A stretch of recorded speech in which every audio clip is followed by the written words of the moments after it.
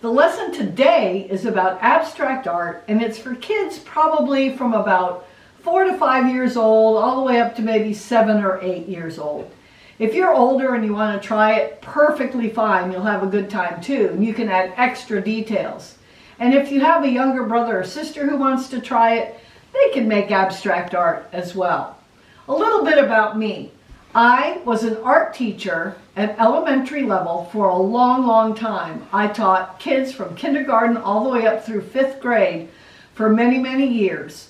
Now I'm an artist, and I like to travel all over the country and do art festivals. Right now, though, everybody is staying home. So I thought this would be a perfect time to get some art classes from me to you. So today's lesson is all about abstract art. Abstract art is art that has lines and shapes and colors, and it doesn't really look like anything you've ever seen before. That's the cool thing about it. It doesn't have to look like a house or a car or a boat. It can be lines and shapes and colors. This is a piece of artwork that was done by an artist named Vasily Kandinsky. He was an artist that there are many books about. If you check them out on Amazon or in your library, you can find books with Kandinsky's artwork in it.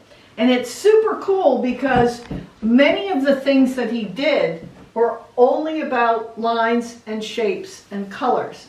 And if you look carefully at this picture, you can find some straight lines, some curved lines, some zigzaggy lines, and even some circles and other kinds of shapes. So I can find this curvy line that runs all the way through, and then there's lots and lots and lots of straight lines. He also has made a lot of different kinds of shapes that we can work on that as well today. So what we are going to do is we are going to create a drawing using markers today, and I'm going to use a white piece of paper because that's what I have the most of. You can use a blue paper or a yellow paper or pretty much any color you have around, but you want to make sure that your markers will show up on it. So that's why today I'm going to use a piece of white paper. I have some markers ready to use, but if you don't have markers, you can always use a nice box of crayons. Crayons work great for this. Even colored pencils work. So make your decision on what you want to draw with today, and get your piece of paper ready, and I'll be right here waiting for you.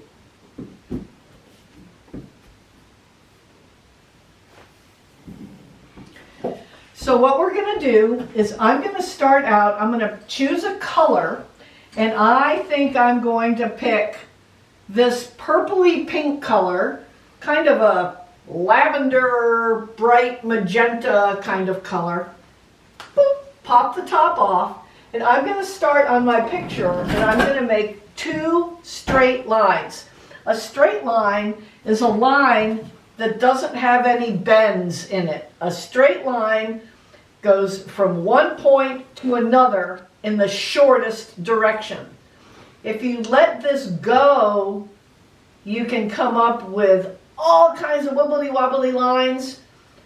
If you stretch it out, you end up poop with a straight line again.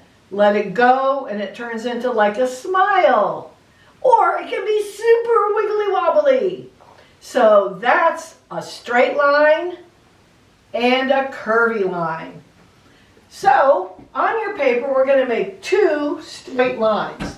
I'm going to make one that starts on an edge of the paper and runs all the way to the other edge.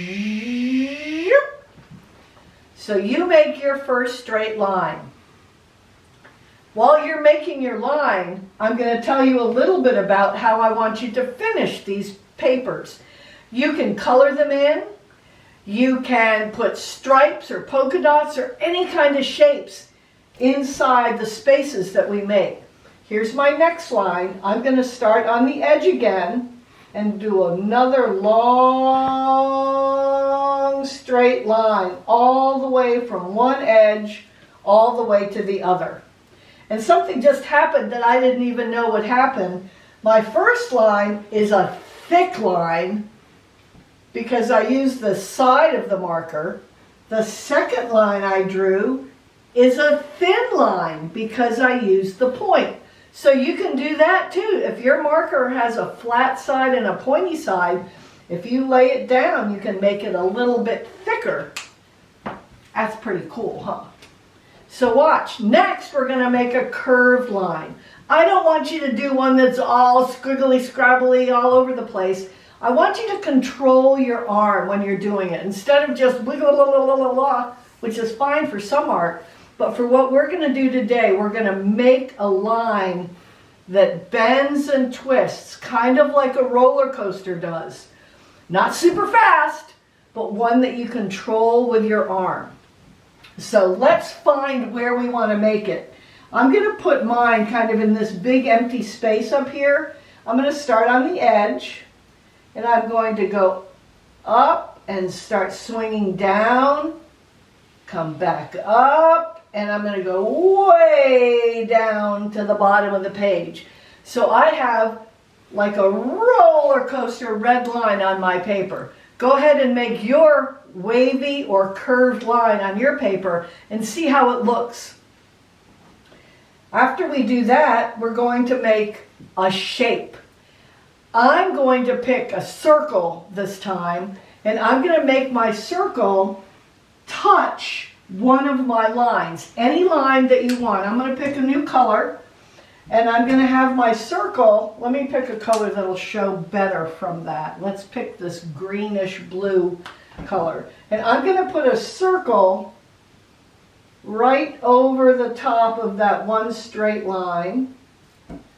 And because I like to repeat things, you have a design and you like to repeat it, I'm going to put one up here in this bump of that curved line. So I have two circles. Is there something that we only made one of? Well, we made two purple lines, right? And we made two blue-green circles, and we made only one curved line. So we need to make another curved line. So we're repeating our shape. So instead of getting real crazy, I'm just going to do a little curved line. I think I'll start on the edge and do a little curved line that hooks back and stops at the curved line over here. So now I have two curved lines, two straight lines, and two circles. And I think that's enough of our lines for now, so let's talk about filling in the spaces. And this is something I can start you out with today, and then you can turn off the video and take your piece of paper and just in a quiet space, you can have a good time coloring in and filling in your shapes. I have a couple here that are nice examples. This one was done not using markers, but colored pencils. And this person made stripes and then filled it all in. And then some little polka dots and some zigzag. Did we do a zigzag line? Oh no, we'll have to do a zigzag too. And so they have filled in all their spaces with very neat coloring with the colored pencil.